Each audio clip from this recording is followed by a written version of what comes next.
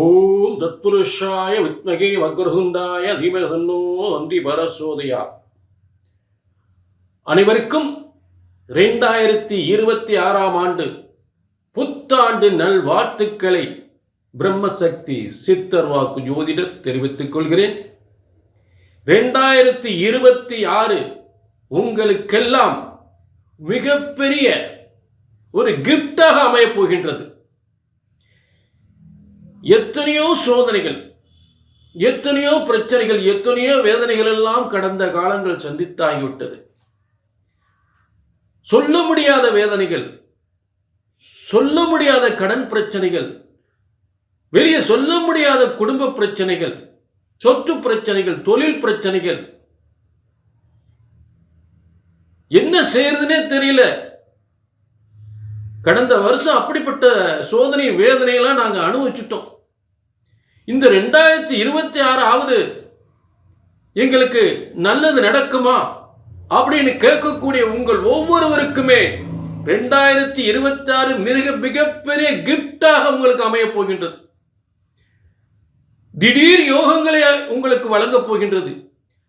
ஏனென்றால் ஆச்சரியப்படக்கூடிய அளவுக்கு அப்படிப்பட்ட கிரக அமைப்புகள், கன்னியா லக்னம், ரோகிணி நட்சத்திரம், 10ஆம் இடத்தில் குரு, 4ஆம் இடத்தில் சூரியன், செவ்வாய், புதன், சுக்கிரன், இந்த 4 கிரகங்கள் 4ஆம் இடத்திலிருந்து 10ஆம் இடத்தில் இருக்கக்கூடிய குருவால், 10ஆம் இடத்தில் இருக்கக்கூடிய குருவால் பார்க்கப்படுகின்ற சரித்திரத்தில் இப்படி ஒரு கிரக அமைப்புகள் அமைந்ததே கிடையாது.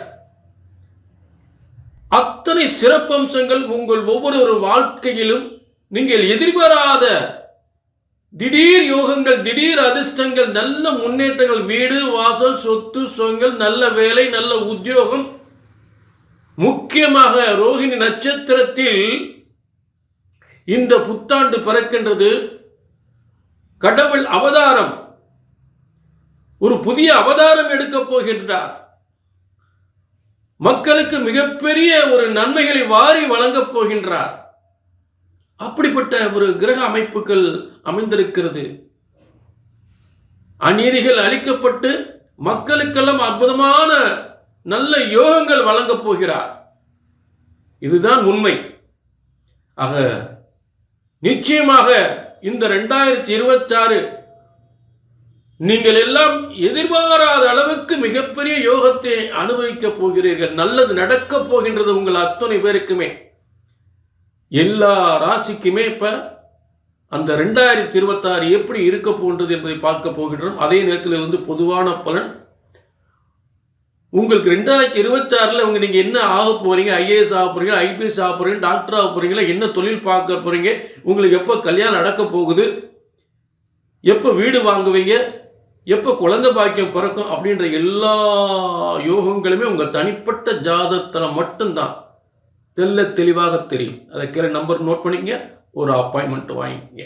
2026 உங்களுக்கு வெற்றி கிடைக்கட்டும். இப்போ எல்லா ராசிக்கும் அந்த 2026 பலன்களை பார்ப்போம். புத்தாண்டு 2026 புத்தாண்டு பலன்கள் சிம்ம ராசிக்கு.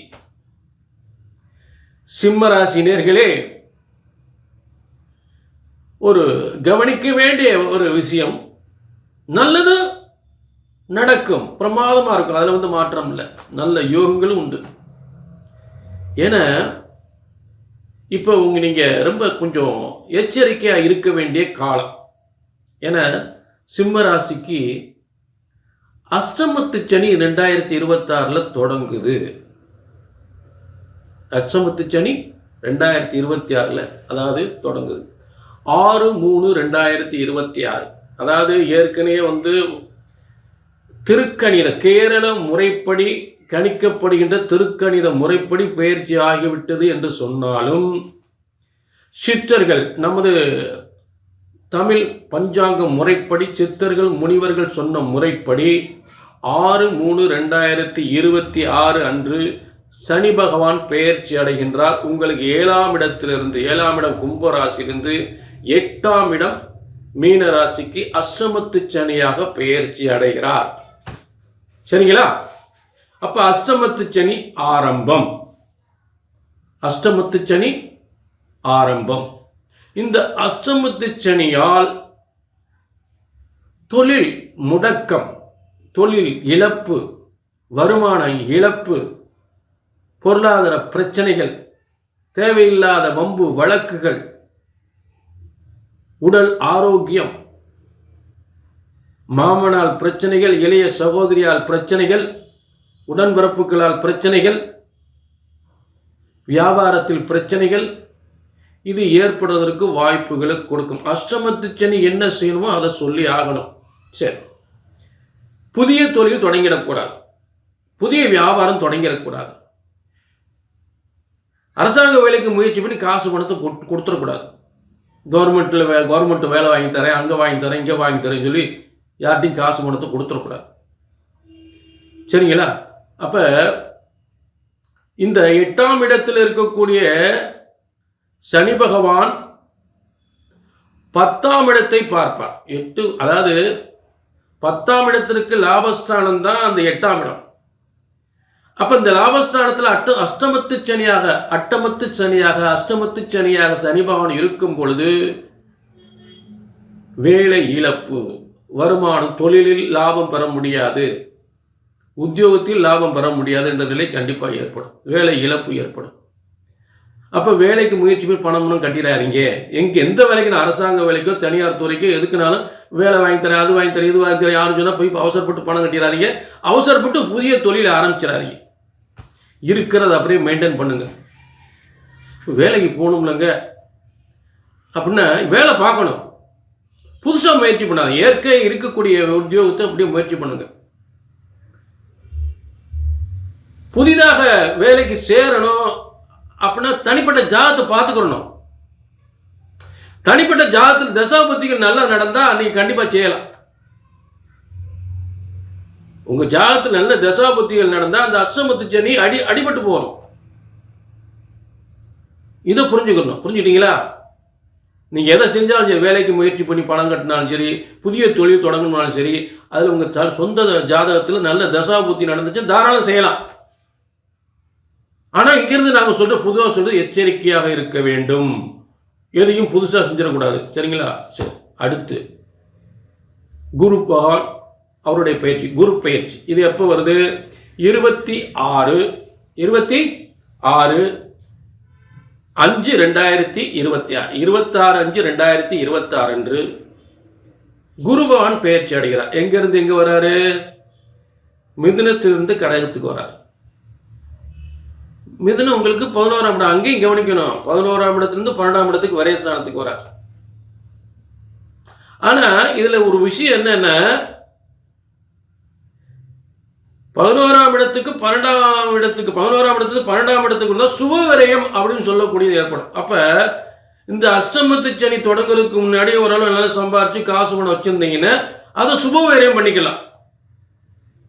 அஷ்டமத்து சனி தொடங்குவதற்கு முன்னால் நல்ல சம்பாரிச்சு ஏதாவது காசு பணம் வச்சிருந்தீங்கன்னா இந்த சுப விரயம் என்ற அடிப்படையில் 11ஆம் இடத்தில் இருக்கக்கூடிய குரு பகவான் 12ஆம் இடத்துக்கு வரும்பொழுது சுப விரயங்களை செய்ய சொல்வார். சொத்து வாங்குறது, இடம் வாங்குறது, கல்யாணம் முடிக்கிறது, இதுல சுப விரயம் பண்ணிக்கலாம். வேற ஏதாவது செஞ்சிடக்கூடாது.